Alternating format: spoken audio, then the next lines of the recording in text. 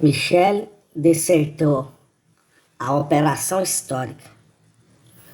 O que fabrica o historiador quando faz história? Em que trabalha? O que produz?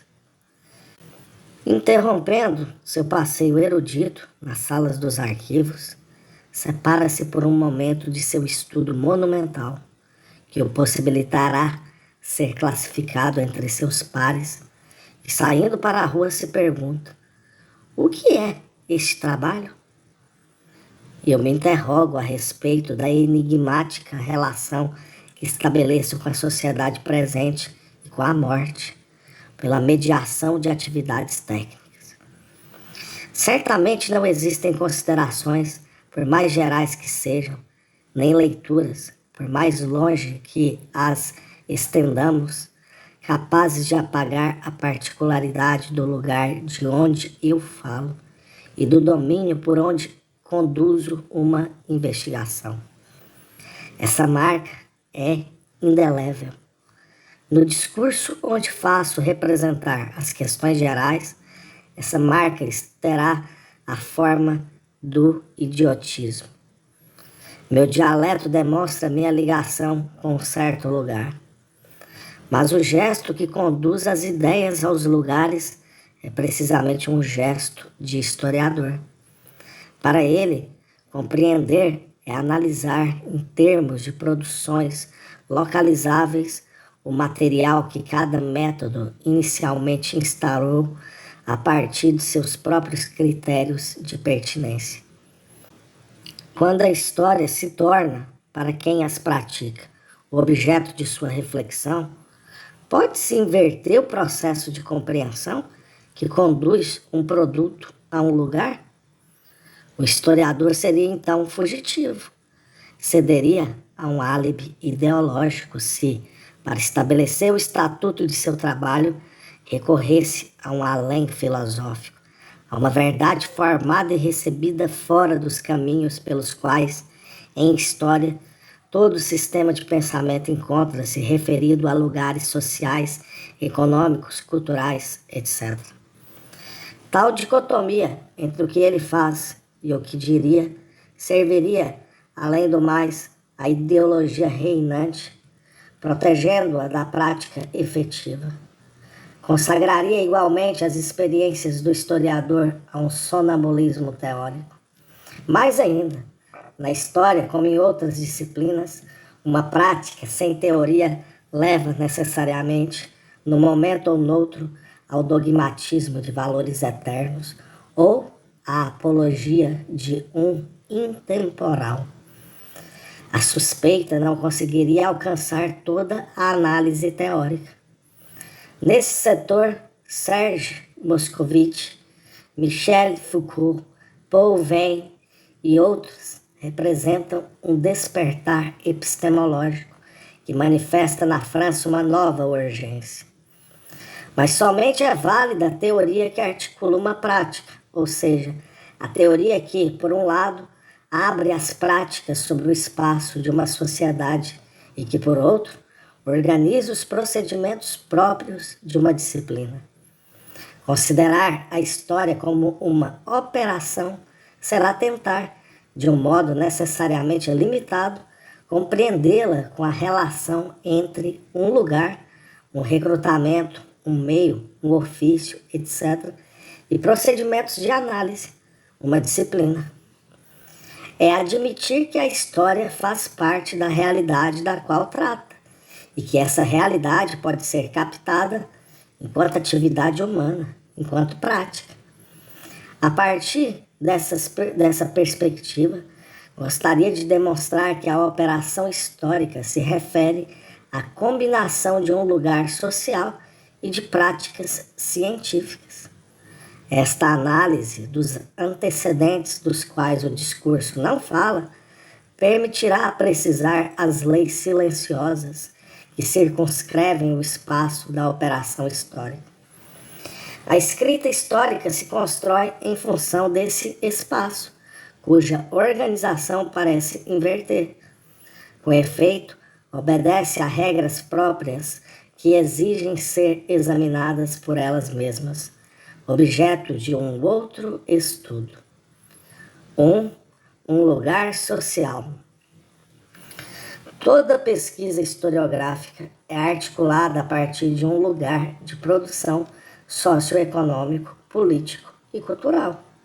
Implica um meio de elaboração circunscrito por determinações próprias, uma profissão liberal, um posto de estudo ou de ensino, uma categoria de letrados, etc. Encontra-se, portanto, submetida a opressões, ligada a privilégios, enraizada em uma particularidade. E em função desse lugar que se instauram os métodos, que se precisa uma topografia de interesses, que se organizam os dossiês e as indagações relativas aos documentos. O não dito. Há 40 anos, uma primeira crítica do cientificismo mostrou na história objetiva sua relação com um lugar, o do sujeito. Ao analisar uma dissolução do objeto, Raymond Aron retirou à história o privilégio do qual se vangloriava quando pretendia reconstruir a verdade do que havia passado. A história objetiva mantinha, além do mais, com essa ideia de uma verdade, um modelo retirado da filosofia de ontem ou da teologia de anteontem. Contentava-se em traduzi-la em termos de fatos históricos. Os belos dias desse positivismo já se acabaram. Depois veio o tempo da desconfiança.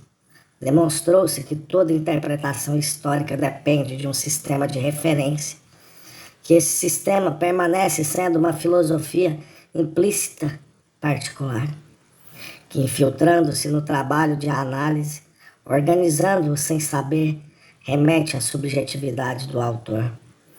Ao vulgarizar os temas do historicismo alemão, Raymond Aron ensinou a toda uma geração a arte de apontar as, abre aspas, decisões filosóficas, fecha aspas, em função das quais se organizam os cortes de um material, os códigos de sua decifração e a ordem de exposição. Essa crítica representava um esforço teórico, marcava uma etapa importante em relação a uma situação francesa, onde prevaleciam as pesquisas positivas e onde reinava o ceticismo com relação às tipologias alemãs. Exumava o inconfessável e o pressuposto filosófico da historiografia do século XIX.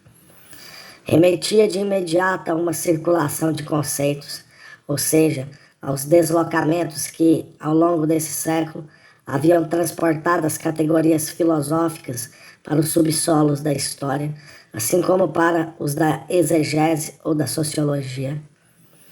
Hoje em dia conhecemos a lição na ponta da língua. Os fatos históricos já se encontram constituídos pela introdução de um sentido na objetividade. Enunciam, na linguagem da análise, escolhas que lhes são anteriores, que não resultam, portanto, da observação e que não são verificáveis, mas somente falsificáveis graças a um exame crítico. A relatividade histórica compõe dessa forma um quadro onde, sobre o fundo de uma totalidade da história, se destaca uma multiplicidade de filosofias individuais, as de pensadores que se fazem passar por historiadores. O retorno às decisões pessoais era efetuado tendo como base dois postulados. Por um lado, isolando do texto historiográfico um elemento filosófico, supunha-se uma autonomia da ideologia. Era a condição de sua extração. Uma ordem de ideias era posta à parte da prática histórica. Além do mais, mas as duas operações são paralelas, marcando as divergências entre os filósofos que eram descobertos sob seus mantos de historiadores, referindo-se ao insondável de suas ricas intuições, fazia-se com que esses pensadores se tornassem um grupo isolável de sua sociedade sob o argumento de sua relação direta com o pensamento. O recurso às opções pessoais fazia com que entrasse em curto-circuito o papel exercido sobre as ideias pelas localizações sociais. O plural dessas subjetividades filosóficas produzia de imediato o discreto efeito de conservar uma posição singular para os intelectuais. Sendo as questões de sentido tratadas entre eles, a explicação de suas diferenças de pensamento vinha gratificar todo o grupo com uma relação privilegiada com as ideias. Nenhum barulho de uma fabricação de técnicas, de opressões sociais, de posições profissionais ou políticas perturbava a paz dessa relação. Um silêncio era o postulado dessa epistemologia. Raymond Aron estabelecia num estatuto reservado tanto o reinado das ideias quanto o reino dos intelectuais. A relatividade não se movia senão no interior desse campo fechado. Longe de colocá-lo em dúvida, ela de fato o defendia.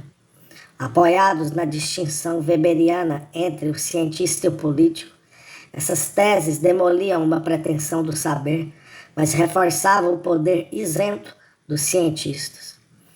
Um lugar encontrava-se fora de alcance no momento em que se demonstrava a fragilidade do que aí se produzia. O privilégio retirado aos trabalhos controláveis passava a pertencer a um grupo incontrolável.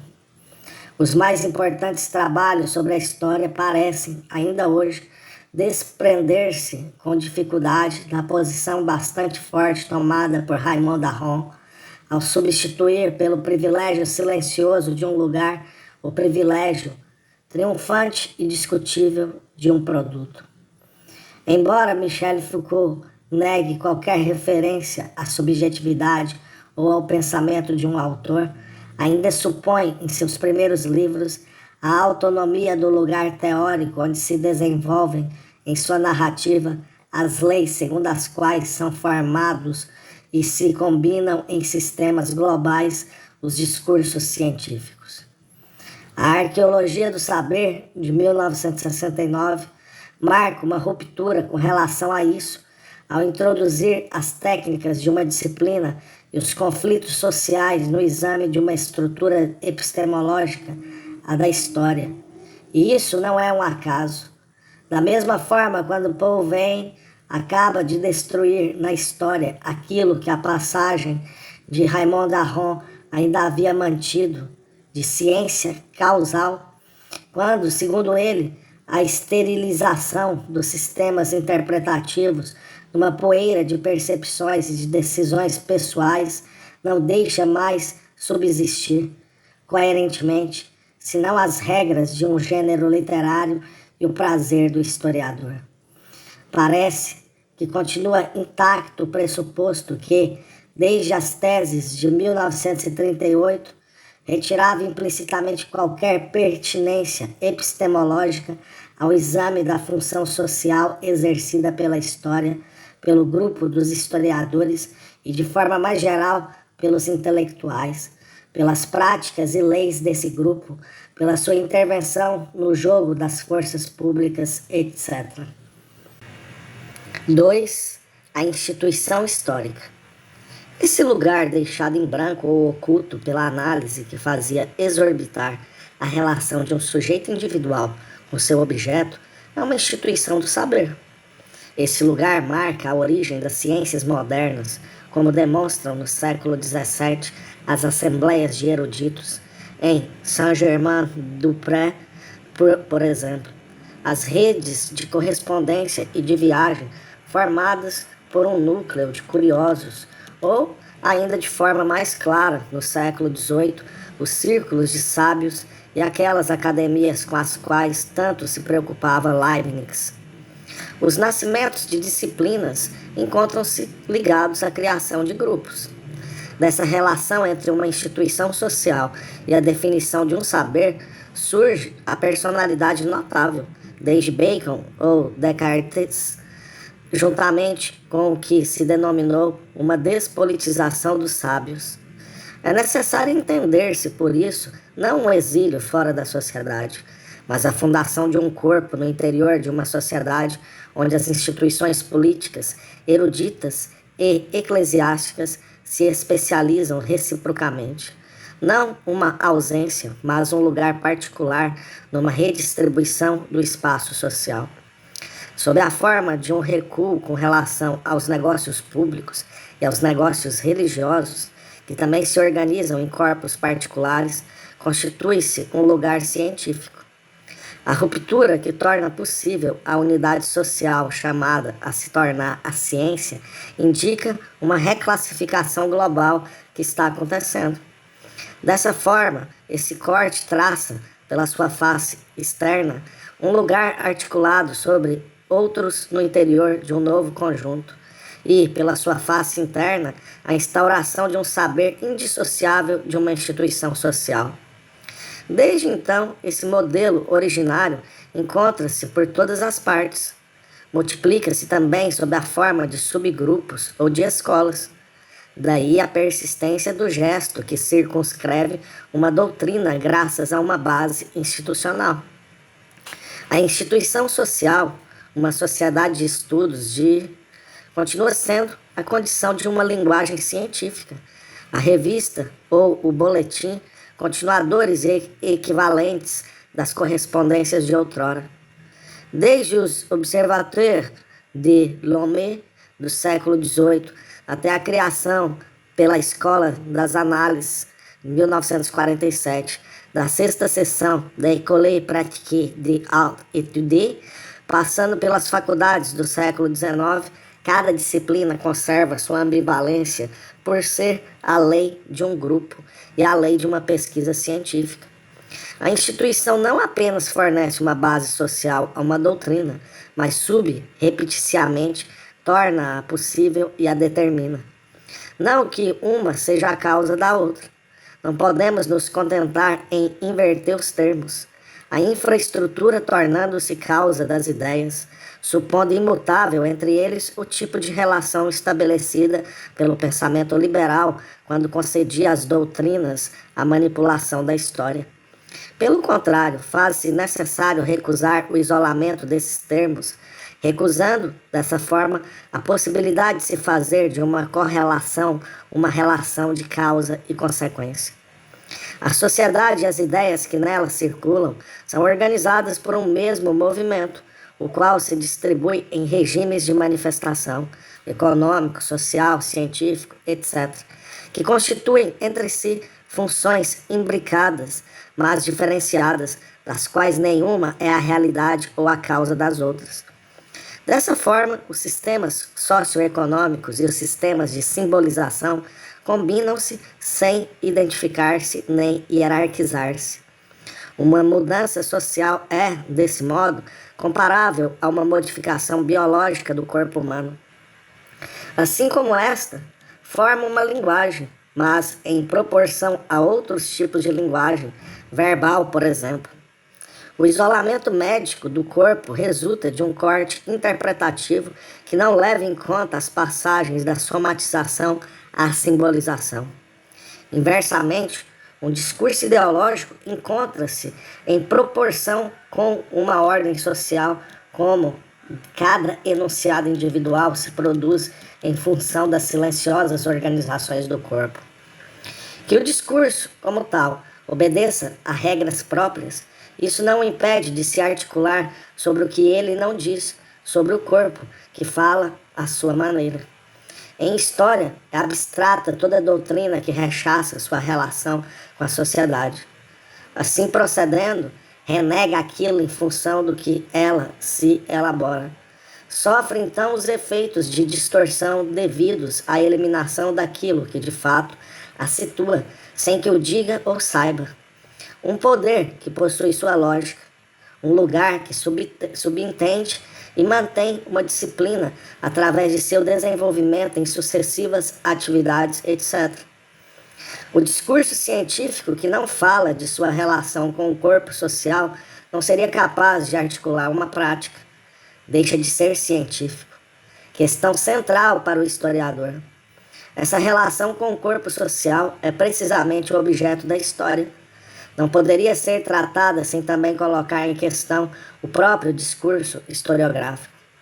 Em seu rapport general, de 1965 sobre a história francesa, J. Glenisson evocava algumas das discretas articulações entre um saber e um lugar, o enquadramento das pesquisas por alguns doutores que alcançaram os postos superiores do professorado e que, abre aspas, decidem as carreiras universitárias, fecha aspas. A opressão exercida pelo tabu social da tese monumental, a ligação entre a fraca influência da teoria marxista e o recrutamento social do, abre aspas, pessoal erudito acumulador de cátedras, fecha aspas. Os efeitos de uma instituição fortemente hierarquizada e centralizada sobre a evolução científica da história, que é uma tranquilidade notável há 3/4 de século. Faz-se necessário apontar também os interesses excessiva e exclusivamente nacionais de uma historiografia enroscada em torno de querelas internas. Luta-se contra Seignobo ou a favor de Fabre, circunscrita pelo chauvinismo linguístico da cultura francesa, privilegiando as expedições nas regiões mais próximas da referência latina, o mundo mediterrâneo, Espanha, Itália ou América Latina, limitada, além do mais, em seus meios financeiros, etc. Entre muitos outros, esses traços remetem o estatuto de uma ciência a uma situação social que é o seu não dito. É impossível, portanto, analisar o discurso histórico independentemente da instituição em função da qual ele é organizado em silêncio, ou sonhar com uma renovação da disciplina que seria assegurada apenas pela modificação de seus conceitos, sem que haja uma transformação de situações estabelecidas. A partir daí, como indicam as pesquisas de Jürgen Habermas, impõe-se uma, abre aspas, repolitização, fecha aspas, das ciências humanas. Não se conseguirá dar conta dessas ciências ou permitir seu progresso sem uma teoria crítica de sua situação atual no interior da sociedade. A questão apontada pela sociologia crítica de Habermas já se encontra, por outro lado, traçada no discurso histórico. Sem esperar pelas denúncias do teórico, o próprio texto confessa sua relação com a instituição. Por exemplo, o nós do autor remete a uma convenção. Disse, em semiótica, que remete a uma semelhança enunciativa. No texto, o nós é a representação de um contrato social entre nós, é um sujeito plural que mantém o discurso. O nós apropria-se da linguagem pelo fato de aí se encontrar como o locutor. A partir daí, evidencia-se a prioridade do discurso histórico sobre cada obra historiográfica particular e a relação desse discurso com uma instituição social. A mediação desse nós elimina a alternativa que atribuiria à história ou a um indivíduo, o autor, sua filosofia pessoal, etc., ou a um sujeito global, o tempo, a sociedade, etc. Substitui essas pretensões subjetivas ou essas generalidades edificantes pela positividade de um lugar a partir do qual o discurso se articula, sem, no entanto, a ele se reduzir. Ao nós do autor corresponde aquele dos verdadeiros leitores. O público não é o verdadeiro destinatário do livro de história, mesmo se ele é seu suporte financeiro e moral. Como o aluno de algum tempo atrás falava na sala de aula, mas tendo por trás dele seu professor, uma obra é menos notada pelos seus compradores que pelos pares e colegas, cuja atenção ele desperta segundo critérios científicos diferentes daqueles do público e decisivos para o autor, na medida em que este pretenda fazer obra historiográfica.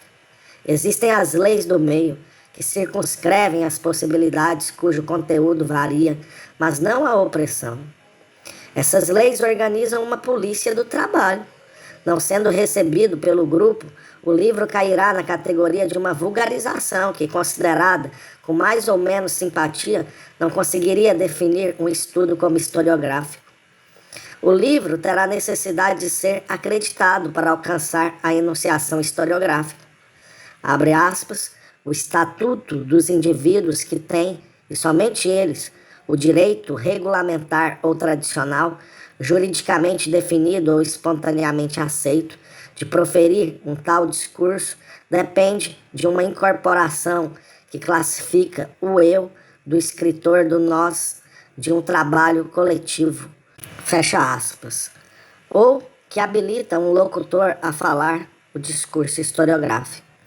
Esse discurso e o grupo que o produz faz o historiador, ao passo que a ideologia atomista de uma profissão liberal mantém a ficção do sujeito-autor e permite acreditar que a pesquisa individual constrói a história. De forma mais geral, um texto histórico, ou seja, uma nova interpretação, o exercício de métodos próprios, a elaboração de outras pertinências, um deslocamento na definição e no uso do documento, um modo de organização característico, etc., enuncia uma operação que se situa no interior de um conjunto de práticas. Esse é o primeiro aspecto essencial numa pesquisa científica. Um estudo particular será definido pela relação que estabelece com outros contemporâneos, com o estado da questão, com as problemáticas exploradas pelo grupo e os pontos estratégicos constituídos por elas, com os postos avançados e as distâncias assim determinadas ou tornadas pertinentes em relação a uma pesquisa em curso. Cada resultado individual inscreve-se num conjunto cujos elementos dependem estreitamente uns dos outros, cuja combinação dinâmica forma, no momento dado, a história. Finalmente, o que é uma obra de valor no âmbito da história?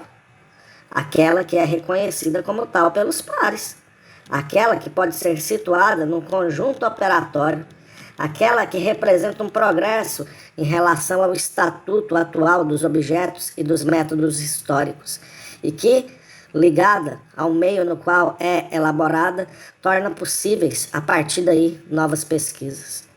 O livro ou o artigo de história é, ao mesmo tempo, um resultado e um sintoma do grupo que funciona como um laboratório. Como o automóvel saído de uma fábrica, o estudo histórico prende-se ao complexo de uma fabricação específica e coletiva, muito mais do que ao fato de ser o efeito de uma filosofia pessoal ou o ressurgimento de uma realidade passada. É o produto de um lugar. 3. Os historiadores na sociedade. Segundo uma concepção já bastante tradicional na inteligência francesa desde o elitismo do século XVIII, convencionou-se que não se introduziria na teoria o que se faz na prática. Dessa forma, falar-se-á de métodos, mas sem se ter o impudor de evocar seu alcance de iniciação a um grupo. É necessário aprender ou praticar os bons métodos para ser introduzido no grupo, ou sua relação com uma força social. Os métodos são os meios graças aos quais se defende, se diferencia e se manifesta o poder de um corpo de professores e de letrados.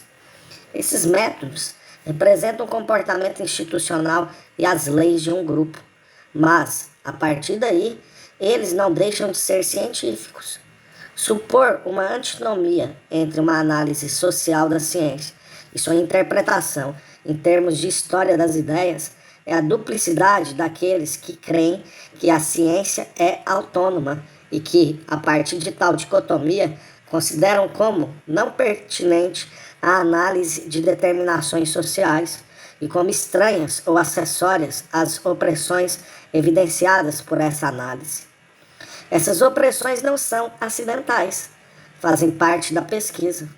Longe de representar a inconfessável intromissão de um estranho no santuário da vida intelectual, formam a textura das abordagens científicas.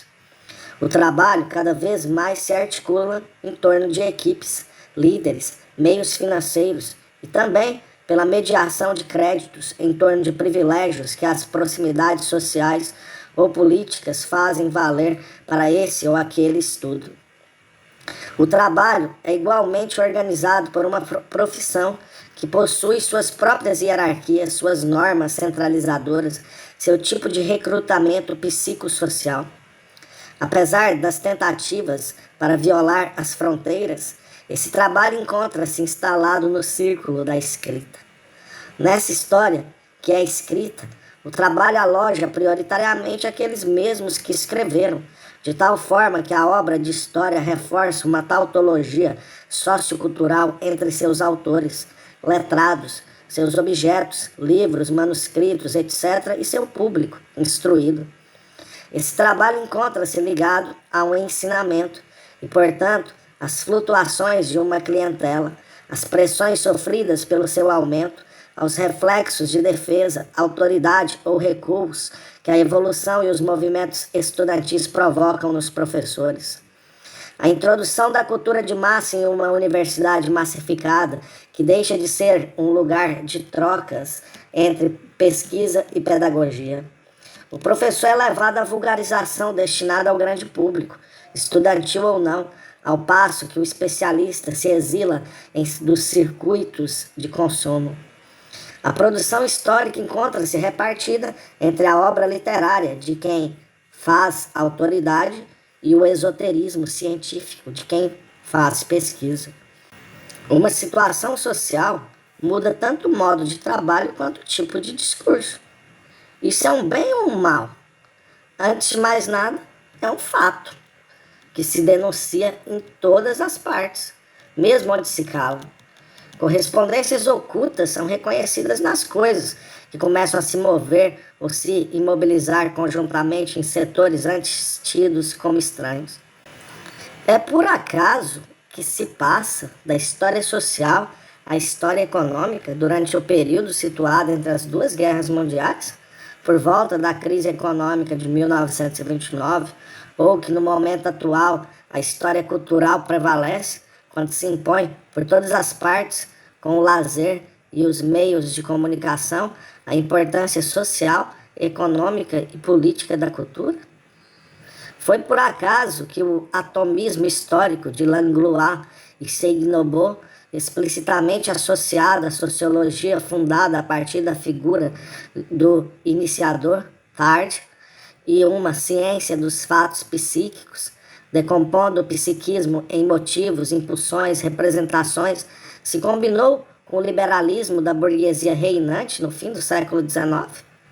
É por acaso que os espaços mortos da erudição, aqueles que não são nem objetos nem lugares da pesquisa, se tornam, para Lozère ao Zambeze, regiões subdesenvolvidas, de forma que o enriquecimento econômico crie hoje em dia uma topografia e triagens historiográficas sem que seja confessada sua origem nem assegurada sua pertinência?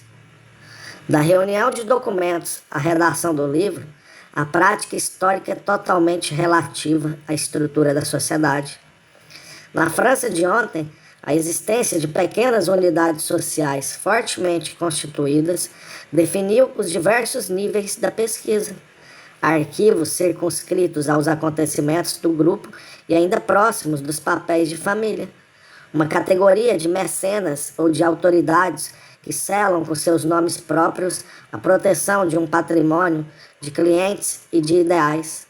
Um recrutamento de eruditos letrados devotados a uma causa e adotando com relação à sua grande ou pequena pátria a divisa dos Monumenta Germinae, Sanctus Amor Patria Dat Animum, obras consagradas a assuntos de interesse local, fornecendo uma linguagem própria a leitores limitados, mas fiéis, etc.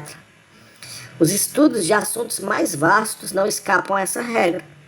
Contudo, a unidade social da qual eles dependem não é do mesmo tipo, não é mais uma localidade, mas uma inteligência acadêmica, aliás, universitária, que se distingue, ao mesmo tempo, da pequena história, do provincialismo e das pessoas sem importância, antes que, crescendo seu poder com a extensão centralizadora da universidade, imponha as normas e os códigos do evangelismo laico, liberal e patriótico elaborado no século XIX pelos burgueses conquistadores. Assim, quando Lucien Febvre, entre as duas guerras mundiais, declara desejar arrancar da história do século XVI, abre aspas, o capuz, fecha aspas, das querelas de outrora e fazê-las sair, por exemplo, das categorias impostas pelas guerras entre católicos e protestantes, ele atesta, antes de tudo, a supressão das lutas ideológicas e sociais que, no século XIX, novamente empregavam as bandeiras dos partidos religiosos a serviço de campanhas homólogas. De fato, as querelas religiosas tiveram continuidade durante muito tempo, ainda que em terrenos não religiosos, entre republicanos e tradicionalistas, ou entre a escola pública e a escola livre. Mas logo que essas lutas perdem sua importância sociopolítica, após a Guerra de 14, logo que as forças que elas opunham se fragmentam em diferentes repartições, logo que se formam reuniões ou frentes comuns e que a economia organiza a linguagem da vida francesa, torna-se possível tratar Rabelais como cristão, ou seja, como testemunha de um tempo passado. Desprender-se de divisões que não se encontram mais inscritas no vivido de uma sociedade e então não mais privilegiar os reformados ou os cristãos democratas na historiografia política ou religiosa universitária. O que se indica aí não são concepções melhores ou mais objetivas, mas uma outra situação. Uma mudança da sociedade permite uma distância do historiador em relação ao que globalmente se torna um passado. Com relação a isso, Lucien Febvre procede da mesma forma que seus antecessores, os quais adotavam como postulados de sua compreensão a estrutura e as evidências sociais de seu grupo, admitindo submetê-las a uma distância crítica. O fundador da Annales não faz outra coisa quando promete uma busca e uma reconquista históricas do homem, figura soberana no centro do universo de seu meio burguês, quando denomina de história global o panorama que se oferece aos olhos de uma magistratura universitária, quando, com a mentalidade, a psicologia coletiva e todo o instrumental Susamen-Hang estabelece uma estrutura ainda idealista que funciona como o antídoto da análise marxista e encobre sob uma homogeneidade cultural os conflitos de classe onde ele próprio se encontra implicado? Por mais genial e nova que seja a sua história, ela não é menos marcada socialmente que aquelas por ele rejeitadas. Contudo, se ele pôde ultrapassá-las, isso se deve a que elas correspondem a situações passadas e que um outro capuz, pronto para usar, lhe é imposto pelo lugar que ocupa nos conflitos de seu presente. Com ou sem o fogo que se agita nas obras de Lucien Febvre, isso, hoje em dia, acontece em todas as partes, mesmo se deixarmos de lado as fendas sociais e políticas, até mesmo nas publicações e nomeações, onde aparecem tácitas interdições. Sem dúvida, não se trata mais de uma guerra entre partidos ou entre os grandes corpos de outrora, o exército, a universidade, a igreja, etc. A hemorragia de suas forças conduz à folclorização de seus programas, e as verdadeiras batalhas não se resolvem mais lá. A neutralidade remete à metamorfose das convicções em ideologias, numa sociedade tecnocrática e produtivista anônima que não sabe mais designar suas escolhas nem indicar seus poderes para confessá-los ou denunciá-los. Dessa forma, na universidade colonizada, corpo privado de autonomia na medida em que cada vez mais ela cresce, exposta agora às instruções e às pressões vindas de fora, o expansionismo cientificista ou as cruzadas humanistas de ontem são substituídos por retiradas. No que concerne às opções, o silêncio substitui a afirmação. O discurso toma uma cor neutra. Torna-se até mesmo meio de defender lugares, em vez de ser o enunciado de causas capazes de articular um desejo. Não pode mais falar daquilo que o determina, um labirinto de posições que devem ser respeitadas e de influências que devem ser solicitadas. Aqui, O não dito é ao mesmo tempo o inconfessado de textos tornados pretextos, a exterioridade do que se faz em relação ao que se diz, e o desfalecimento de um lugar onde uma força se articula sobre uma linguagem. Por outro lado, não será isso o que trai a referência de uma historiografia conservadora a um inconsciente dotado de uma estabilidade mágica e transformado em fetiche pela necessidade que assim mesmo tem de se afirmar um poder próprio, o qual já sabemos muito bem que desapareceu? 4. O que permite e o que interdita, o lugar.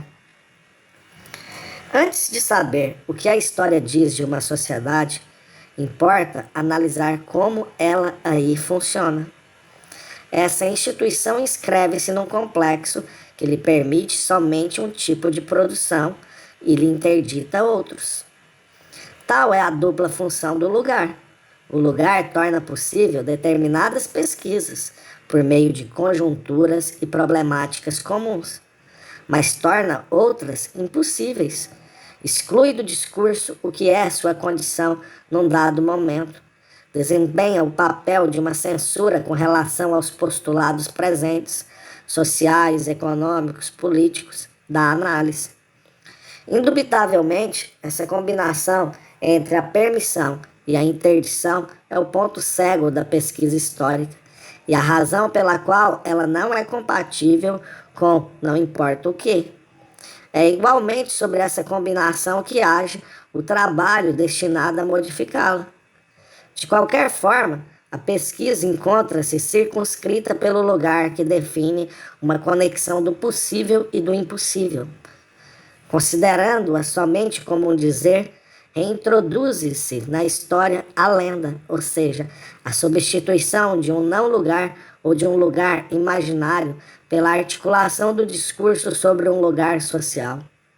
Pelo contrário, a história se define inteiramente por uma relação da linguagem com o corpo social e, então, também por sua relação com os limites colocados pelo corpo, seja sob a forma do lugar particular de onde se fala, seja sob a forma do objeto distinto, passado, morte, do qual se fala. De parte a parte, a história permanece configurada pelo sistema onde é elaborada a pesquisa. Hoje, como ontem, ela é determinada pelo fato de uma fabricação localizada nesse ou naquele ponto desse sistema. Assim, só a consideração desse lugar onde é produzida essa relação permite ao saber historiográfico escapar à inconsciência de uma classe que desconhecia a si própria enquanto classe no interior das relações de produção e que, por isso, desconhecia a sociedade onde está inserida. A articulação da história sobre um lugar é, para a análise da sociedade, sua condição de possibilidade. Sabemos, por outro lado, que tanto no marxismo quanto no freudismo não há análise que não seja integralmente dependente da situação criada por uma relação social ou por uma relação analítica. Tomar a sério seu lugar ainda não é explicar a história. Nada do que aí se produz ainda foi dito, mas é a condição para que qualquer coisa que não seja nem lendária ou edificante, nem atópica, nem sem pertinência, possa ser dita. Sendo a negação da particularidade do lugar o próprio princípio da ideologia, ela exclui toda a teoria. Além disso, instalando o discurso no não-lugar, proíbe a história de falar da sociedade e da morte, ou seja, de ser história. Parte 2. Uma prática. Fazer história é uma prática. Sob esse ângulo, podemos passar a uma perspectiva mais programática, perceber os caminhos que se abrem e não mais se prender à situação epistemológica revelada até agora por uma sociologia da historiografia. Na medida em que a universidade permanece estranha à prática e à tecnicidade, aí são classificadas como ciências auxiliares tudo que coloca a história em relação com as técnicas. Ontem, a epigrafia, a papirologia, a paleografia, a diplomática, a codicologia, etc. Hoje, a musicologia, o folclorismo, a informática, etc. A história não se iniciaria senão com a palavra nobre da interpretação. Tornar-se-ia finalmente uma arte de discorrer que pudicamente apagaria os traços de um trabalho. De fato, existe aí uma opção decisiva. O lugar concedido à técnica faz a história cair para o lado da literatura ou para o lado da ciência. Se é verdade que a organização da história é relativa a um lugar e a um tempo, inicialmente o é por suas técnicas de produção. Falando de maneira geral, cada sociedade se pensa historicamente com os instrumentos que lhe são próprios. Mas o termo instrumento é equívoco. Não se trata apenas de meios. Como mostrou Serge Moscovitch de forma magistral, ainda que numa perspectiva diferente, a história é mediada pela técnica. A partir daí encontra-se bastante relativizado o privilégio concedido em todo o século XIX e ainda em nossos dias à história social. A relação da sociedade com ela própria, ao tornar-se diferente do grupo segundo uma dialética humana, combina-se, elemento central na atividade científica presente, o devir da natureza, que é simultaneamente um dado e um trabalho. Tendo como base essa fronteira móvel entre o dado e o criado, e finalmente entre a natureza e a cultura, é que se desenvolve a pesquisa. A biologia descobre na vida uma linguagem falada antes que apareça um locutor. A psicanálise revela no discurso a articulação de um desejo não dito pela consciência. Num campo diferente, a ciência do meio ambiente modifica as combinações móveis da natureza e da indústria, mas não mais permite isolar as estruturas naturais por ela mudadas, a extensão indefinida das construções sociais. Esse imenso trabalho opera uma renovação da natureza, provocada pela nossa intervenção. Abre aspas, reúne diferentemente a humanidade à matéria, fecha aspas. Desse modo, abre aspas, a ordem social inscreve-se como forma da ordem natural e não como uma entidade oposta a ela, fecha aspas. Tem-se aí com que modificar profundamente uma história que possui como seu setor central, abre aspas, a história social, ou seja, a história dos grupos sociais e de suas relações, fecha aspas. Desde então, essa história voltou-se sucessivamente em direção ao econômico, depois em direção às mentalidades, oscilando dessa forma entre os dois termos da relação cada vez mais privilegiada pela pesquisa, natureza e cultura. Os indícios multiplicam-se. Esboçada, já entre as duas guerras mundiais, pelo interesse pela geografia e por, abre aspas, uma história dos homens em estrita relação com a terra, fecha aspas, acentua-se uma orientação com os estudos a respeito da construção e das combinações de espaços urbanos, da transumâncias de plantas e seus efeitos socioeconômicos, da história das técnicas, das mutações da sexualidade, da doença, da medicina e da história do corpo, etc.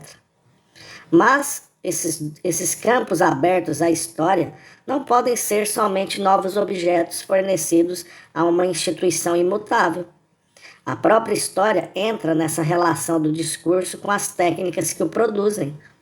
É necessário considerar como essa história trata os elementos naturais para transformá-los no ambiente cultural e como faz com as transformações efetuadas na relação de uma sociedade com sua natureza alcancem a simbolização literária. De resíduos, papéis, legumes, até mesmo de geleiras e de neves eternas, o historiador faz outra coisa.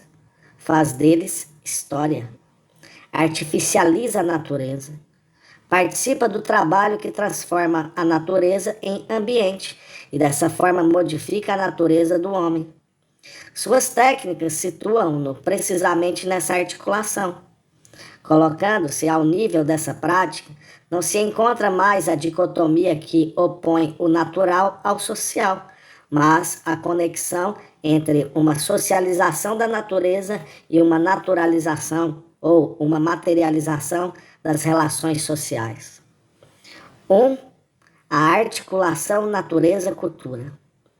Sem dúvida, é excessivo dizer que o historiador tem o tempo como material de análise ou como objeto específico. O historiador trata, segundo seus métodos, os objetos físicos, papéis, pedras, imagens, sons, etc., distinguindo-os no contínuo do percebido, pela organização de uma sociedade e pelo sistema de pertinências próprias a uma ciência. O historiador trabalha sobre o material para transformá-lo em história. Efetua, então, uma manipulação que, como as outras, obedece a regras. Tal manipulação assemelha-se à fabricação efetuada com o minério já refinado. Transformando de início as matérias-primas, uma informação primária, em produtos standard, informação secundária, transporta-o de uma região da cultura, as curiosidades, os arquivos, as coleções, etc., a uma outra, a história. Um trabalho histórico participa do movimento pelo qual uma sociedade modificou sua relação com a natureza, transformando o natural em utilitário, por exemplo, a floresta em exploração, ou em estético, por exemplo, a montanha em paisagem, ou fazendo passar uma instituição social de um estatuto a outro, por exemplo, a igreja convertida em museu. Mas o historiador não se contenta em traduzir uma linguagem cultural para outra, ou seja, produções sociais em objetos de história. Pode transformar em cultura os elementos que extrai de campos naturais. Desde sua documentação, onde introduz seixos, sons, etc., a seu livro, onde plantas, micróbios, geleiras adquirem o estatuto de objetos simbólicos. Ele procede a um deslocamento da articulação natureza-cultura. O historiador modifica o espaço, tal como fazem o urbanista integrando os prados no sistema de comunicação da cidade, o arquiteto, quando ordena o lago sob a forma de uma barragem, Pierre Henry, quando transforma o rangido de uma porta em motivo musical, e o poeta que subverte as relações entre ruído e mensagem, faz com que seja metamorfoseado o ambiente por uma série de transformações que deslocam as fronteiras e a topografia interna da cultura. Civiliza a natureza, o que sempre quis dizer que ele a coloniza e a muda. Constata-se hoje em dia, é verdade, que uma massa crescente de livros históricos torna-se romanesca ou lendária e não mais produz essas transformações nos campos da cultura, quando, ao contrário, a literatura visa a um trabalho sobre a linguagem e o texto, aí coloca em cena um movimento de reorganização, uma circulação mortuária que produz destruindo. Isso quer dizer que, sob essa forma, a história deixa de ser científica, ao passo que a literatura o vem a ser. Quando o historiador supõe que um passado já dado se revela em seu texto, situa-se dessa forma no comportamento dos consumidores. Recebe passivamente os objetos distribuídos pelos produtores. É científica, em história como em outras disciplinas, a operação que transforma o meio, o que faz de uma organização social, literária, etc., a condição e o lugar de uma transformação. Em uma sociedade, ela se move, portanto, em um de seus pontos estratégicos, a articulação da cultura sobre a natureza. Em história, essa operação instaura um governo da natureza sob uma forma que concerne a relação do presente com o passado, na medida em que este não é um dado, mas um produto. A partir desse aspecto comum a toda pesquisa científica, é possível revelar as marcas onde ela é precisamente uma técnica. Não desejo aqui retomar aos métodos da história. Através de algumas sondagens, Trata-se apenas de evocar o tipo de problema teórico que abre, em história, o exame de seu aparelho e de seus procedimentos técnicos. 2. O estabelecimento das fontes ou a redistribuição do espaço. Em história, tudo começa com o gesto de selecionar, de reunir, dessa forma, transformar em documentos determinados objetos distribuídos de outra forma. Essa nova repartição cultural é o primeiro trabalho. Na realidade, ela consiste em produzir tais documentos, pelo fato de recopiar, transcrever ou fotografar esses objetos, mudando, ao mesmo tempo, seu lugar e seu estatuto. Esse gesto consiste em isolar um corpo, como se faz em física. Forma a coleção. Faz com que as coisas sejam constituídas em sistema marginal, como diz Jean Baudrillard. Faz com que sejam exilados da prática para estabelecê-los como objetos abstratos de um saber. Longe de aceitar os dados, ele os constitui. O material é criado por ações combinadas que repartem no universo do uso, que também vão procurá-lo fora das fronteiras do uso e que fazem com que seja destinado a um reemprego coerente. É a marca dos atos que modificam uma ordem recebida em uma visão social. Instauradora de signos oferecidos a tratamentos específicos, essa ruptura não é, portanto, nem apenas, nem à primeira vista, o efeito de um olhar. É necessária uma operação técnica. As origens de nossos arquivos modernos implicam, desde logo, a combinação de um grupo, os eruditos, lugares, as bibliotecas e práticas, reprodução, impressão, comunicação, classificação, etc. É, em miúdos, a indicação de um complexo técnico inaugurado no Ocidente com as coleções reunidas na Itália e depois na França a partir do século XV, financiadas pelos grandes mecenas para se apropriarem da história. Os Médicis, os duques de Milão, Carlos de Orleans e Luís XII, etc. Aí se conjugam a criação de um novo trabalho, colecionar, a satisfação de novas necessidades, a justificação de grupos familiares e políticos recentes graças à instauração de tradições, cartas e direitos de propriedade próprios. E a produção de novos objetos, os documentos que são isolados, conservados e recopiados. Uma ciência que nasce, a erudição do século XVII, recebe juntamente com seus estabelecimentos de fontes, instituições técnicas, sua base e suas regras. Ligada de início à atividade jurídica, aos homens de pena de escrever e toga, advogados, burgueses de ofícios, conservadores de arquivos públicos, o empreendimento torna-se expansionista e conquistador a partir do momento em que passa às mãos de especialistas.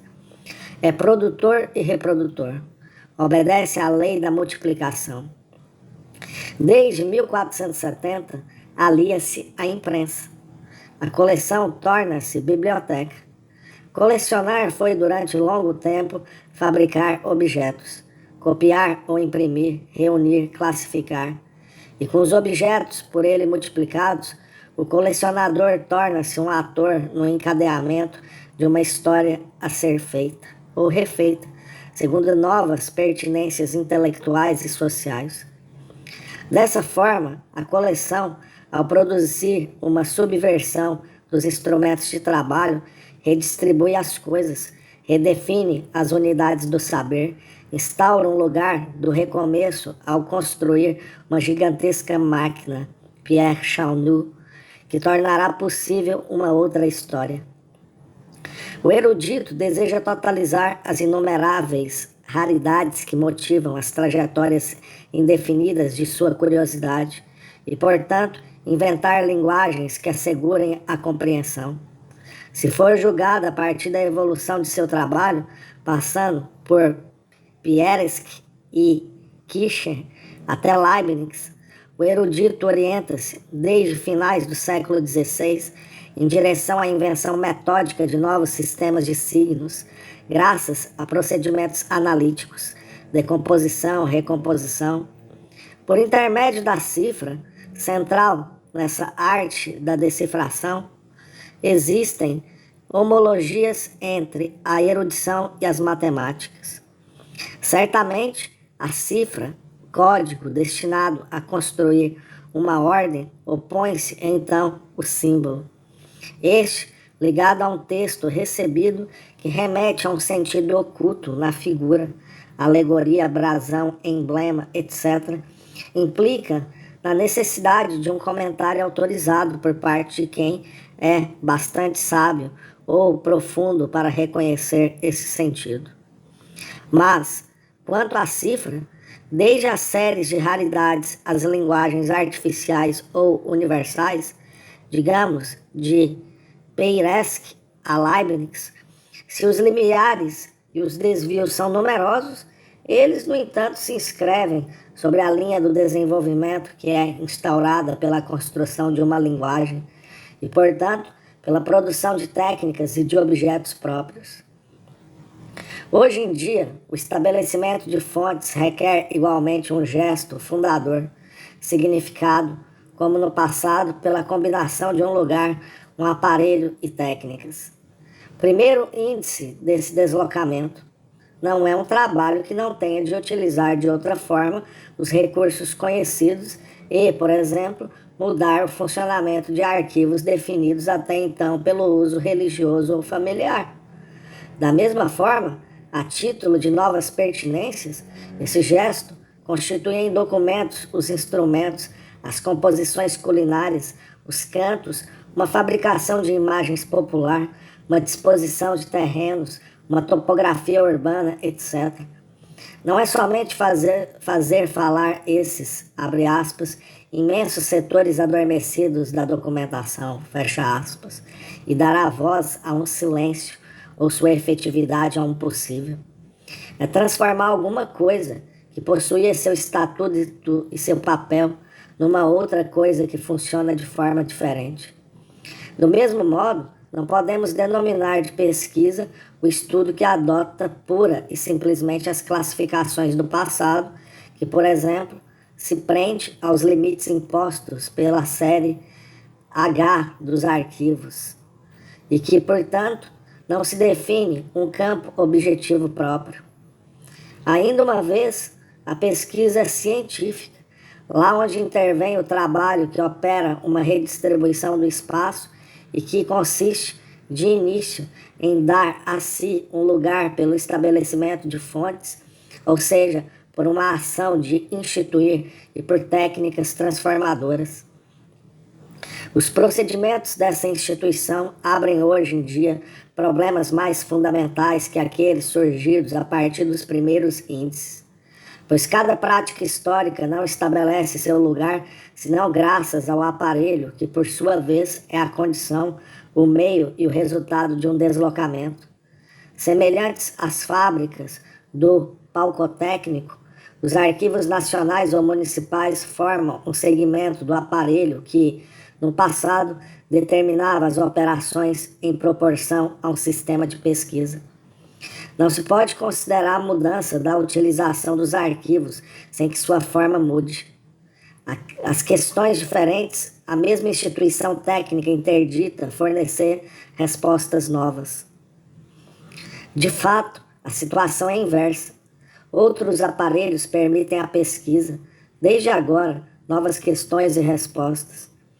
Certamente uma ideologia do fato histórico real ou verdadeiro encontra-se ainda presente, prolifera mesmo numa literatura sobre a história.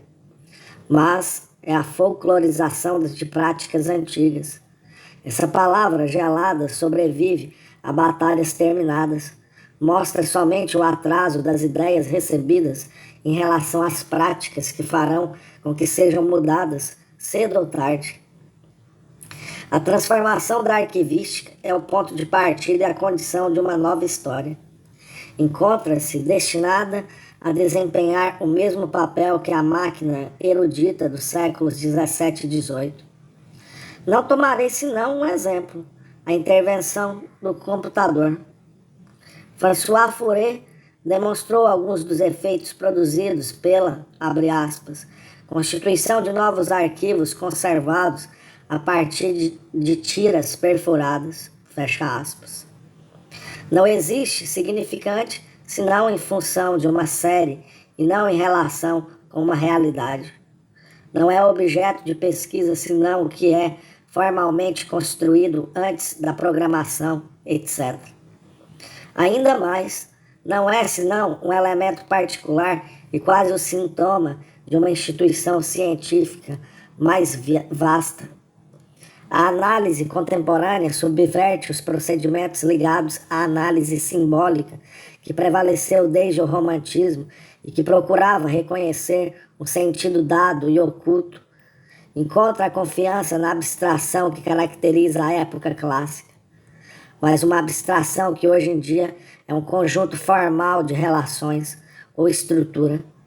Sua prática consiste em construir modelos colocados de forma decisiva, em substituir o estudo do fenômeno concreto pelo de um objeto construído por definição, em julgar o valor científico desse objeto a partir do campo de questões às quais permite responder e, por fim, de um objeto constituído por sua definição, em julgar o valor científico desse modelo. Esse último ponto é capital em história, pois se é verdade que, de uma maneira geral, a análise científica contemporânea visa reconstruir o objeto a partir de simulacros ou de roteiros, ou seja, dar a si, com os modelos racionais e as linguagens ou metalinguagens que ela produz, o meio de multiplicar ou transformar sistemas constituídos, físicos, biológicos ou literários, a história tende a colocar em evidência os limites da significabilidade desses modelos ou dessas linguagens. Encontra, sob essa forma de um limite relativo a modelos, o que aparecia no passado sob a forma de um passado relativo a uma epistemologia da origem ou do fim. A partir daí, parece a história fiel a seu propósito fundamental, que continua sem dúvida por definir, mas do qual já se pode dizer que a liga simultaneamente ao real e à morte.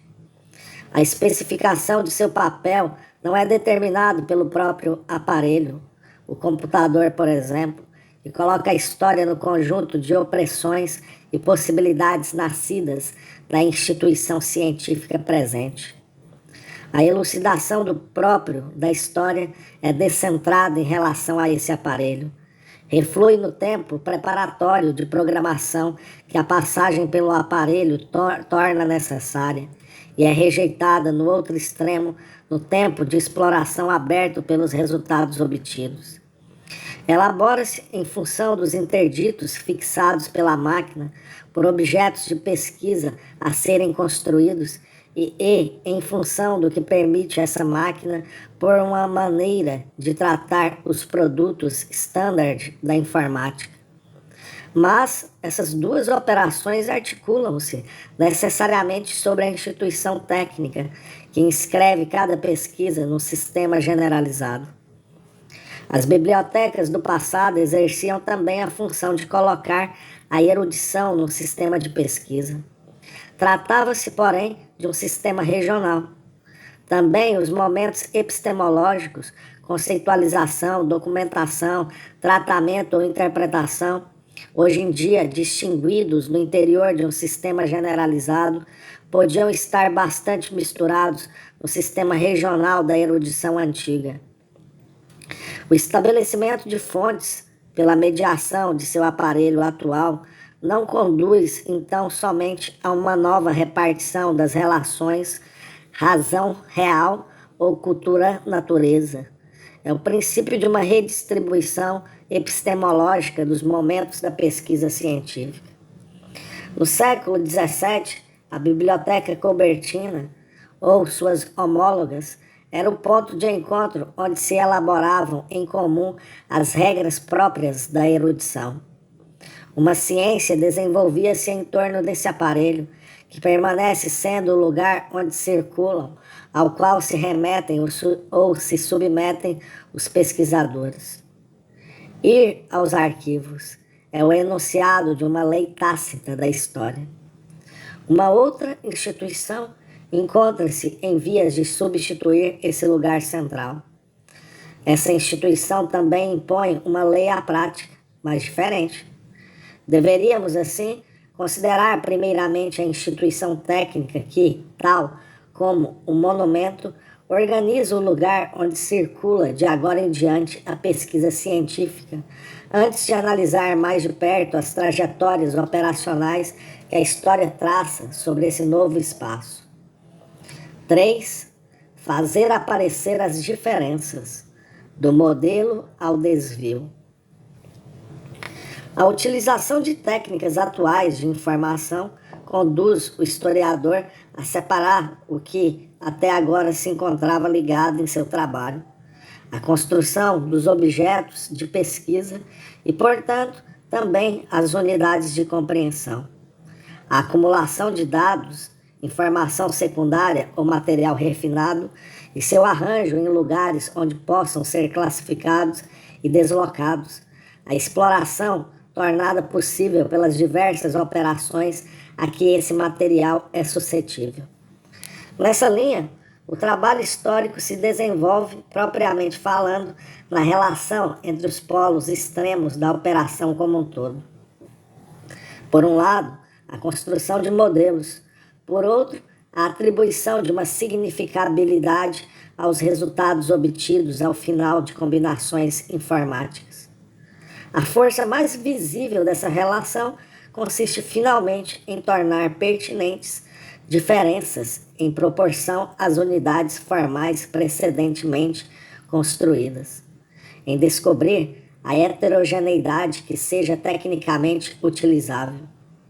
A interpretação antiga torna-se, em função do material produzido pela constituição de séries e por suas combinações, a evidenciação dos desvios relativos aos modelos. Sem dúvida, esse esquema permanece abstrato. Muitos estudos atuais tornam mais perceptíveis seu movimento em seu sentido. Por exemplo, a análise histórica não tem por resultado essencial uma relação quantitativa da dimensão e da alfabetização entre os conscritos de 1819 a 1826, nem mesmo a demonstração de uma sobrevivência do antigo regime na França pós-revolucionária, mas as coincidências imprevistas, as incoerências ou as ignorâncias que essa investigação faz ressaltar.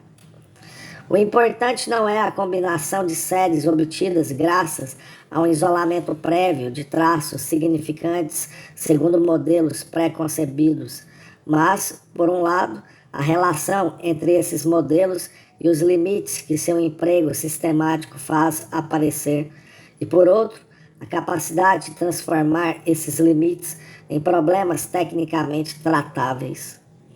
Esses dois aspectos são, antes de mais nada, coordenados, pois, se a diferença é manifestada graças à extensão rigorosa de modelos construídos, ela é significante graças à relação que estabelece com eles sob a forma de um desvio.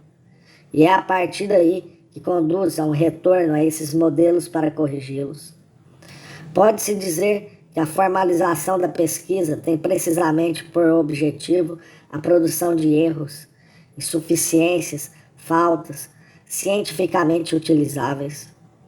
Essa atitude parece inverter a história tal como era praticada no passado. Partia-se de indicações, manuscritos, peças raras, etc., em número limitado e apagava-se toda a sua diversidade, unificando-as numa compreensão coerente. Mas o valor dessa totalização indutiva dependia então da quantidade de informações acumuladas. Vacilava logo que sua base documentária se encontrava comprometida por resultados produzidos por novas investigações. A pesquisa e seu protótipo, a tese, tendiam a prolongar indefinidamente o tempo da informação, com vistas a retardar o momento fatal quando elementos desconhecidos viriam minar a base. Frequentemente monstruoso, o desenvolvimento quantitativo da caça aos documentos acabava por introduzir no próprio trabalho, tornado interminável, a lei que o fazia caduco tão logo estivesse terminado. Atravessou-se um limiar, para além do qual essa situação se encontra modificada. Do desenvolvimento quantitativo a partir de um modelo estável, passou-se a incessantes mudanças de modelos. Com efeito, hoje em dia o estudo se estabelece a partir de unidades definidas por ele próprio, na medida em que se torna e deve tornar-se capaz de se fixar a priori objetos, níveis e taxonomias de análise. A coerência é inicial. A quantidade de informação tratável em função dessas normas tornou-se, com o computador, indefinida. A pesquisa muda de campo, apoiando-se em totalidades formais colocadas decisivamente, dirige-se para os desvios revelados pelas combinações lógicas de séries. Move-se sobre os limites, retomando um antigo vocabulário que não corresponde mais à sua nova trajetória. Poder-se-ia dizer que a pesquisa não parte mais de raridades, restos do passado, para chegar a uma síntese, compreensão do presente, mas que parte de uma formalização, um sistema presente, para dar lugar a vestígios, índices de limites e, por isso, de um passado que é o produto do trabalho. Sem dúvida, esse movimento é precipitado pelo emprego do computador. Ele o precedeu, tal como uma organização técnica precedeu o computador, que dela é um sintoma a mais. Com efeito, faz-se necessário constatar um fenômeno estranho na historiografia contemporânea. O historiador não é mais um homem a constituir um império, não visa mais o paraíso de uma história global. Ele aí vem circular em torno de racionalizações adquiridas. Trabalha nas margens. Sob esse ponto de vista, torna-se um andarilho. Numa sociedade favorecida pela generalização, dotada de poderosos meios centralizadores, o historiador avança na direção das fronteiras das grandes regiões exploradas. Faz um desvio em direção à bruxaria, à loucura, à festa, à literatura popular, ao mundo esquecido do camponês, à Occitânia, etc. Todas até então zonas silenciosas. Esses novos objetos de estudo são testemunhas de um movimento que já se delineia há muitos anos nas estratégias da história. Dessa forma, Fernando Braudel mostrava como os estudos sobre as áreas culturais situam-se com vantagem nos locais de trânsito, onde são determinados os fenômenos de fronteira, de empréstimo ou de recusa. O interesse científico desses trabalhos prende-se à relação que estabelecem com as totalidades apresentadas ou supostas. Abre aspas, uma coerência no espaço, fecha aspas. Abre aspas, uma permanência no tempo, fecha aspas. E aos corretivos que permitem que eles sejam feitos. Muitas pesquisas atuais devem ser consideradas a partir dessa perspectiva. A própria biografia desempenha o papel de uma distância e de uma margem proporcionais às construções globais.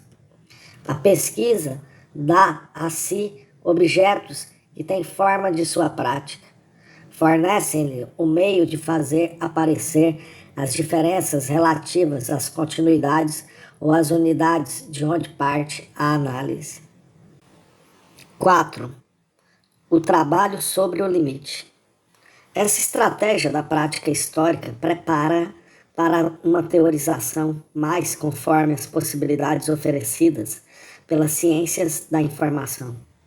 Poderia ser que ela, assim, especificasse cada vez mais não somente os métodos, mas também a função da história no conjunto das ciências atuais. Seus métodos, com efeito, não consistem mais em conseguir objetos autênticos para o conhecimento. Seu papel social não é mais, a não ser na literatura especulativa dita de vulgarização, prover à sociedade de representações globais de sua gênese. A história não ocupa mais, como no século XIX, esse lugar central organizado por uma epistemologia que, perdendo a realidade como substância ontológica, procurava reencontrá-la como força histórica, zeitgeist e devir oculto na interioridade do corpo social. Não possui mais a função totalizante que consistia em revezar com a filosofia em seu papel de dizer o sentido. A história intervém sob a forma de uma experimentação crítica dos modelos sociológicos, econômicos, psicológicos ou culturais. Diz-se que ela utiliza um instrumental de empréstimo, Pierre Vilar. É verdade. Contudo, mais precisamente, ela o experimenta através de uma transferência desse instrumental para terrenos diferentes, tal como, abre aspas, se experimenta, fecha aspas, um automóvel de turismo fazendo funcionar em pistas de corrida com velocidades e em condições que excedem suas normas. A história torna-se um lugar de controle. Aí é exercida uma função de falsificação. Aí podem ser colocados em evidência os limites de significabilidade relativos aos modelos que sucessivamente são ensaiados pela história em campos estrangeiros àquele de sua elaboração. Esse funcionamento pode ser assinalado, a título de exemplos, em dois de seus momentos essenciais.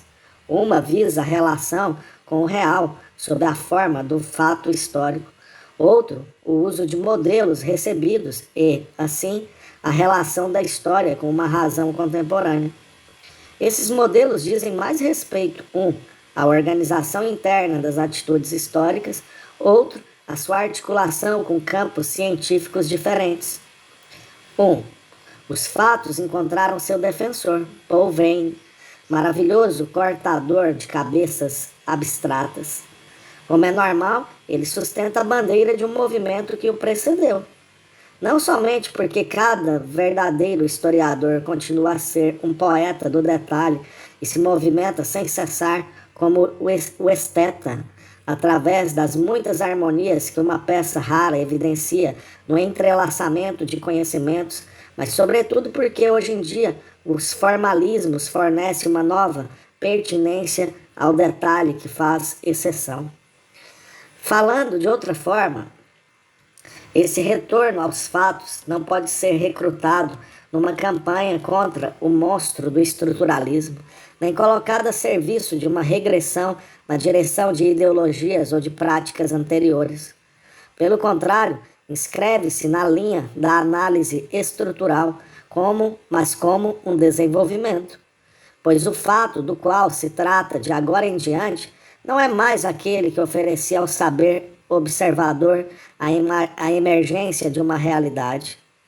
Combinado a um modelo construído, ele possui a forma de uma diferença. Desse modo, o historiador não se encontra diante da alternativa da bolsa ou a vida, a lei ou o fato. Dois conceitos que, ademais, se afastam da epistemologia contemporânea. O historiador retira de seus próprios modelos a capacidade de fazer aparecer os desvios.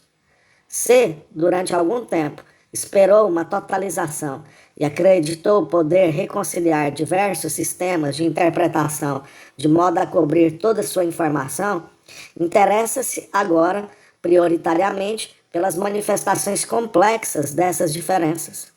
A partir daí, o lugar onde ele se estabelece pode ainda, por analogia, levar o venerável nome de fato. O fato é a diferença. Da mesma forma, a relação com o real torna-se uma relação entre os termos de uma operação. Fernand Braudel já forneceu uma significação bastante funcional à análise dos fenômenos de fronteira. Os objetos propostos por ele à pesquisa eram determinados em função de uma operação a ser empreendida e não de uma realidade a ser reunida, e em relação a modelos existentes. Resultado desse empreendimento, O fato é a designação de uma relação. Também o acontecimento pode, dessa forma, encontrar sua definição, a de ser uma cesura. Certamente o acontecimento não mais corta a espessura de uma realidade cujo terreno não seria visível através de uma transparência da linguagem ou que adviria por fragmentos à superfície de nosso saber. É totalmente relativo a uma combinatória de séries racionalmente isoladas, onde serve para marcar um após outro os cruzamentos, as condições de possibilidade e os limites de validade. 2. Isso já indica uma maneira histórica de reempregar os modelos retirados de outras ciências e de situar, com relação a elas, uma função da história. Um estudo de Pierre Vilar permite explicitar o princípio disso que foi dito. Esse autor demonstra a respeito dos trabalhos de J. Markievicz e de J. C. Tutan os erros aos quais conduziria a aplicação sistemática de nossos conceitos e de nossos modelos econômicos contemporâneos ao antigo regime. Mas o problema era bem maior. Para Markievicz, o economista caracteriza-se pela, abre aspas, construção de um sistema de referências, fecha aspas, e o historiador é aquele, abre aspas, que se serve da teoria econômica, fecha aspas. Isso seria criar uma problemática que faz de uma ciência um instrumento de outra e que pode inverter-se continuamente. Finalmente, quem utiliza quem? Pierre Vilar desloca tal concepção. Para ele, a história teria como tarefa analisar as condições nas quais esses modelos são válidos e, por exemplo, precisar, abre aspas, os limites exatos das possibilidades, fecha aspas, de uma, abre aspas, econometria retrospectiva, fecha aspas. A história manifesta uma heterogeneidade relativa aos conjuntos homogêneos constituídos por cada disciplina. Poderia também relacionar, uns com outros, os limites próprios a cada sistema ou nível de análise econômico, social, etc. Desse modo, a história torna-se uma auxiliar, segundo as palavras de Pierre Chaunu. Não que esteja, abre aspas, a serviço, fecha aspas, da economia, mas a relação que estabelece com diversas ciências permite-lhe exercer, com relação a cada uma delas, uma função crítica necessária, e também lhe sugere o propósito aleatório de articular conjuntamente os limites assim colocados em evidência. Em outros setores, encontra-se a mesma complementaridade.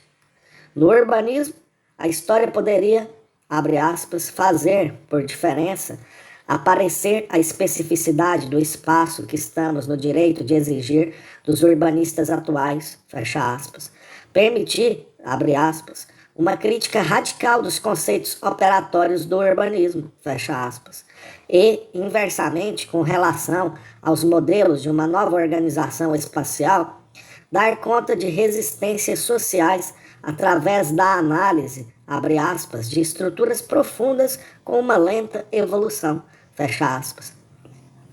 Uma tática do desvio especificaria a intervenção da história. Por seu lado, a epistemologia das ciências parte de uma teoria presente, na biologia, por exemplo, e encontra a história sob a forma do que não estava até há pouco tempo esclarecido, ou pensado, ou possível, ou articulado. O passado surge aí, desde o início, como o que falta. A compreensão da história encontra-se ligada à capacidade de organizar as diferenças ou as ausências pertinentes e hierarquizáveis, porque relativas a formalizações científicas atuais. Uma consideração de Georges Canguilhem sobre a história das ciências pode ser generalizada e dar a essa posição de auxiliar todo o seu alcance. Com efeito, a história parece ter um objeto flutuante cuja determinação se prende menos a uma decisão autônoma que a seu interesse e a sua importância para as outras ciências. O interesse científico exterior à história define os objetos que ela própria se dá e as regiões onde ela se coloca sucessivamente, segundo os campos alternativamente mais decisivos, sociológico, econômico, demográfico, cultural, psicanalítico, etc., e conforme as problemáticas que os organizam. Mas o historiador toma por sua conta esse interesse como uma tarefa própria no conjunto mais vasto da pesquisa. Cria, dessa forma, laboratórios de experimentação epistemológica. Certamente o historiador não pode dar uma forma objetiva a esses exames, senão combinando os modelos aos outros setores de sua documentação sobre uma sociedade. Daí seu paradoxo. Emprega as formalizações científicas por ele adotadas a fim de prová-las com os objetos não científicos sobre os quais pratica essa prova. A história não deixa de manter aí a função que exerceu através dos séculos com relação a razões bem diferentes e que interessa a cada uma das ciências constituídas, a de não ser crítica. 5. Crítica e história. Esse trabalho sobre o limite poderia ser localizado em outra parte, e não somente onde há recurso aos fatos históricos ou tratamento de modelos teóricos. Então, se as aceitarmos, essas poucas indicações nos orientam na direção de uma definição da pesquisa como um todo. A estratégia da prática histórica implica num estatuto da história. Dessa forma, não nos surpreenderia que a natureza de uma ciência seja o postulado a ser exumado de seus procedimentos efetivos e que isso seja o meio de precisá-los. Na falta disso, cada disciplina seria identificável a uma essência da qual se presumiria que se coloca nas suas metamorfoses técnicas sucessivas, que sobrevive, não se sabe onde, a cada uma delas e que tem somente uma relação acidental com a prática. O breve exame de sua prática parece permitir precisar 3 aspectos conexos da história: a mutação do sentido ou do real na produção de desvios significativos, a posição do particular como limite do pensável, a composição de um lugar que instaura no presente a figuração ambivalente do passado e do futuro. O primeiro aspecto supõe uma completa mudança do conhecimento histórico desde um século atrás. Há 100 anos, esse conhecimento representava uma sociedade através de um recolhimento global de seu devenir.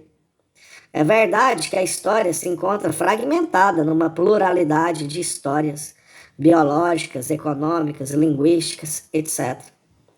Mas, entre essas positividades dispersas, como entre os ciclos diferenciados que caracterizavam cada uma delas, o conhecimento histórico restaurava o mesmo através de sua relação comum com uma evolução.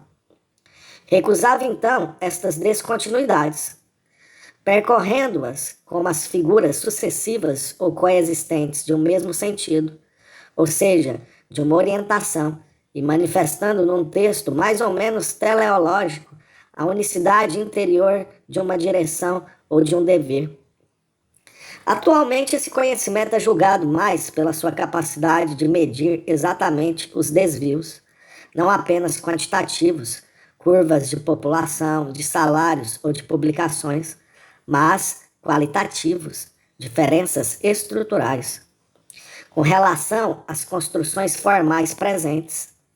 Em outras palavras, tem como conclusão o que antes era a forma do princípio nas antigas narrativas históricas.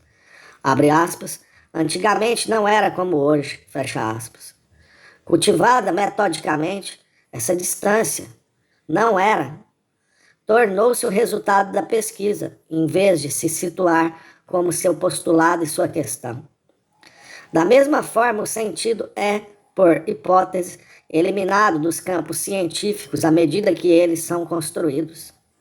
Dessa forma, o conhecimento histórico faz aparecer não o sentido, mas as exceções surgidas pela aplicação de modelos econômicos, demográficos ou sociológicos às diversas regiões da documentação. O trabalho consiste em produzir a partir do negativo e que seja significativo. É especializado na fabricação dessas diferenças pertinentes que um maior rigor nas programações e sua exploração sistemática permitem sobressair. 2. Próximo desse primeiro aspecto, o segundo concerne ao elemento do qual, com razão, fez-se a especialidade da história, o particular, que G.R. Elton corretamente distingue do individual.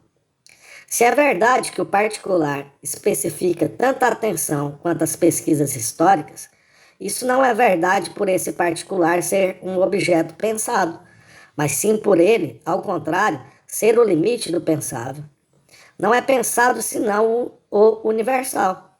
O historiador instala-se na fronteira onde a lei de uma inteligibilidade encontra seu limite, como aquilo que ela não cessa de ter de sobrepujar deslocando-se, e como aquilo que ela não cessa de encontrar sob outras formas. Se a compreensão histórica não se fecha na tautologia da lenda ou não foge na ideologia, tem como características não tornar pensáveis, em primeiro lugar, as séries de dados escolhidos, ainda que isso seja sua base, mas sim não renunciar jamais à relação que essas regularidades estabelecem com as particularidades que lhe escapam. O detalhe biográfico, a toponímia aberrante, uma queda local de salários, etc., todas essas formas da exceção, simbolizadas pela importância do nome próprio na história, renovam a tensão entre os sistemas explicativos e o isto ainda inexplicado. E designar isto como um fato não é senão uma maneira de denominar o incompreendido. É um meinen e não um Westerheim. Mas é também manter como necessário o que ainda é o impensado. Sem dúvida é necessário juntar a essa experiência o pragmatismo que repousa em cada historiador e que o conduz rapidamente a transformar a teoria em ridículo.